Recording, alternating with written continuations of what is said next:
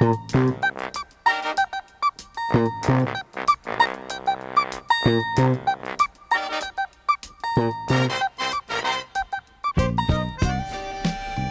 what is up? Welcome to another episode of Maximilian Must Know. This is going to be a scent safari episode. We're going to talk about, it's going to be covering a brand called Another Perfumes.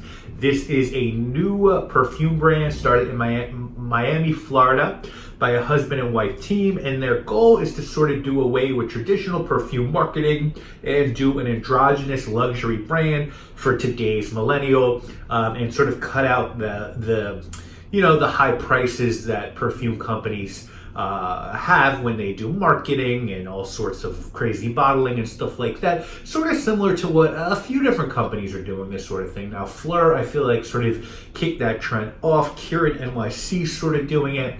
And so this is another company sort of doing that sort of thing. And to start, they picked 4 renowned perfumers with a blank brief and an unlimited budget to make their fragrance. And the 4 were David Appel, Natalie Benarou, Carlos Vinas, and Patricia Billadou. And I'm going to give you a little note from the brand, then talk about pricing before we get into the fragrance. So the note from the brand is, fragrance is an emotional product, and our goal is to connect with our customers on the deepest emotional level, touching upon values, lifestyle, and events that are close to them, says Gilad Amazeg, co-founder of Another. Scent can unlock memories and transport us back in time. We like to think of our portfolio of fragrances as placeholders that capture youth, optimism, vibrancy, and energy. Our signature line abolishes the norms of today's perfume industry by ensuring optimum quality in both product manufacturing and package presentation through our chosen suppliers based in Florida. Our best-in-class standard of service excellence will never outsource production to Asia like most manufacturers. Instead, we insist on going the extra mile for the customer with double the expenditure for our line to be made in the USA without passing the additional cost on to the consumer. We are resolute in offering an uncompromising portfolio and an affordable price that focuses on sustainability and ethically sourced raw ingredients and materials. Each fragrance in our collection reflects an extravagance that would typically carry an exorbitant price tag. Our moral compass has given us the guidance to strip away the unnecessary expense for licensing, distribution, celebrity endorsements, allowing us to produce a world-class product that can be sold for less. So they were nice enough to send me a sample set, which contains 4 fragrances. Look like this. The samples are pretty generously sized. I want to say they're like 2 ml. They're nice size. So I got 3. I'm going to give 2 away. I have 1 for myself, and I will mail away 2. So I'll tell you what we could do, how you could get the 2 at the end of the video. But before we do that, let's talk about the 4 fragrances. Now, the pricing on these is pretty good, I have to say. And there's good options here. So you get a 7.5 travel spray for $25, really good price. 50 ml for $60, and 100 ml for $95. So not crazy, like inexpensive pricing, about in line with designer fragrances and like indie fragrance, a lot of indie fragrance lines like Imaginary Authors, but certainly not in that super luxury niche price point or luxury indie price point. So 4 fragrances, I'm going to talk through each one with you. The first one is called WD18. It was by Patricia Billadou. I am not very familiar with her work. But I guess she did Red Roses by Joe Malone, which my mother loves. And the notes on this one include pear, cardamom, violet leaf, orris root, cypress, amyris, sandalwood, cedar, and vetiver.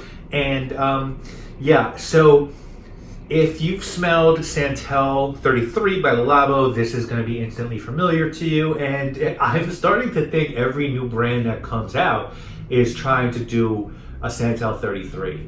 I don't know if that's just the formula they're getting from the perfumer, or they're like, can we have a Santal 33? But here's my problem with it. And this is really close to Santal 33. Zara makes an amazing Santal 33 clone that I could get online for $25 anytime I want it. So I don't know that I pay $95 for or $60 for a clone of Santal 33. This smells like Santal 33 to me. I live in New York City, every luxury high-rise, if there's 20 or 30 or even 40-year-olds in that building, every hallway nowadays smells like Indica and Santal 33, and this smells like Santal 33. So I think it smells really good. I like the way that Santal 33 smells. I think it smells better in a candle personally than an actual perfume, but I don't find it interesting because I've smelled this so many times. So let's go to the next one, which is OR18. This is by David Appel. He is the nose behind Wall Street and Bleecker Street by Bond Number 9, Unforgivable by Sean John. And it says on another website that he did Black Orchid by Tom Ford. I know that he did a flanker of that. I thought Black Orchid was a Givaudan project by different perfumers, but I might be wrong on that one. He might have done Black Orchid.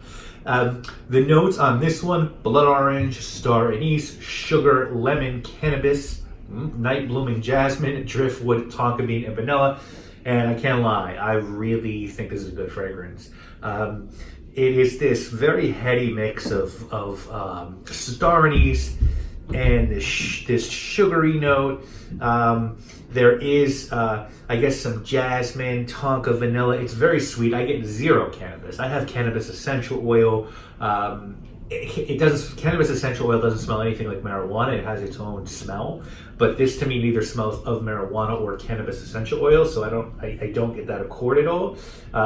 What I get out of this one is this this very sweet, almost a star anise syrup.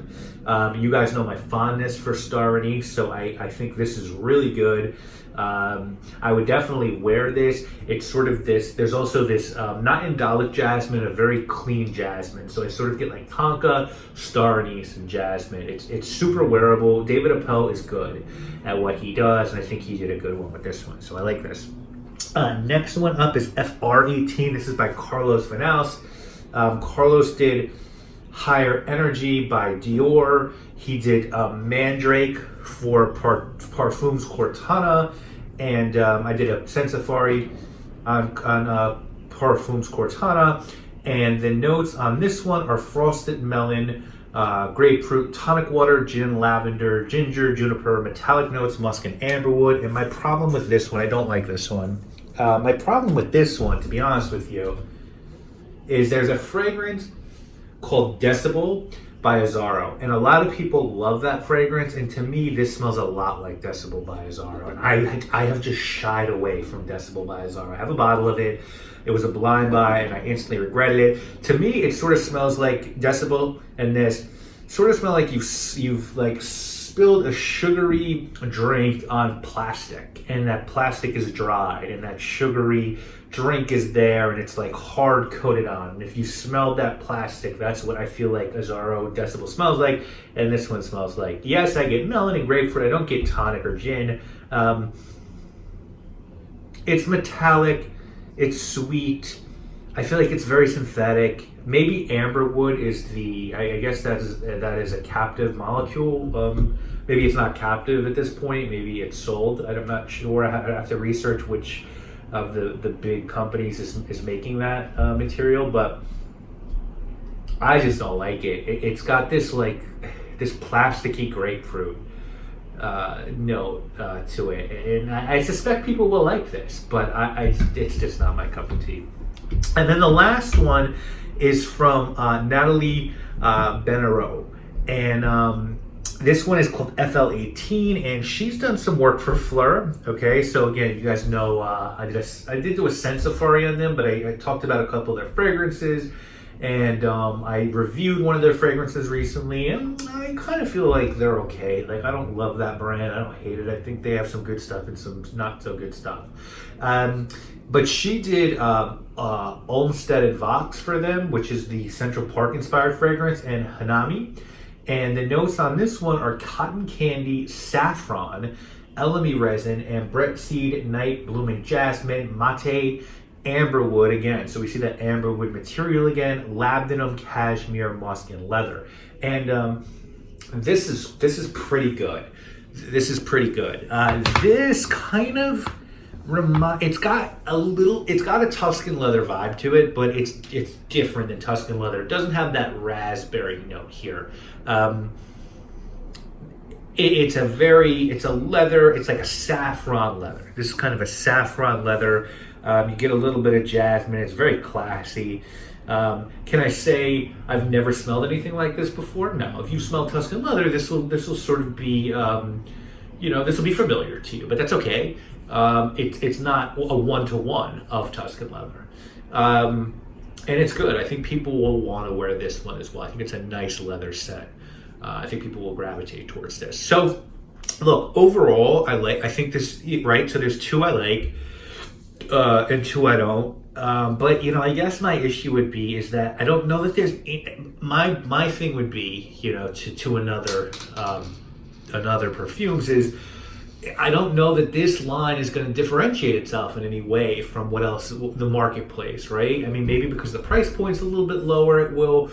But I just feel like if you're coming out with fragrances that smell of other fragrances, there's so many brands that do that now, and there's brands that just admit to doing that, right? Like Dua and Alexandria, they're just coming out and saying, hey, we do inspired expressions or replica fragrances. So I know that these aren't that, but these are very familiar to me. And I don't know if that's just because perfumers are selling, really with the exception of David Appel's formula, the other 3 very familiar. So I don't know if perfumers are just taking stuff off the shelves of their office and be like, here, we can sell it to these people, or brand owners are sort of being like, hey, this is what's popular, we want fragrances like this in our collection. But I feel like it's going to be tough to separate themselves from what's already out there, unless they come out with something very different. I hope another 13, I don't know why I said 13. I hope another Perfumes makes it. The owners seem to be really nice people. I love everything they're doing. I think their price structure is great. I like their whole ethos. But I would just worry about that, like what is going to separate this from all the other brands out there if the formulas are sort of smell like stuff that's already out there. So that's sort of my 2 cents. You guys can form your own opinions, because I'm going to put another's Instagram in the description. I'm going to put my Instagram in the description. And if you want a chance at a sample set, I got 2. You could check these very generously sized samples out for yourself. Follow both of us on Instagram, Another and myself. Leave a comment in the video. I will pick 2 of you in 2 weeks from today, and I will notify you guys that you won. I'll leave a comment on your comment letting you know you wanted to reach out to me, and I will ship these out to you for free, and you can sort of make your own judgment on these fragrances. Thank you so much to Ariel, who was just really sweet and just got these out to me immediately. Again, I really do hope this brand is able to do well, because I like what they're doing. But that's just as someone who smells everything, that's the advice I would give to newer brands coming out there.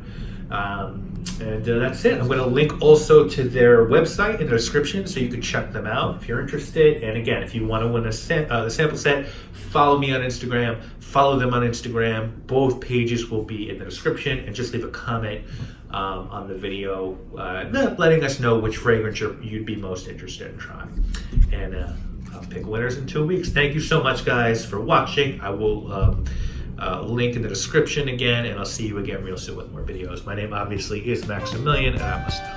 Peace.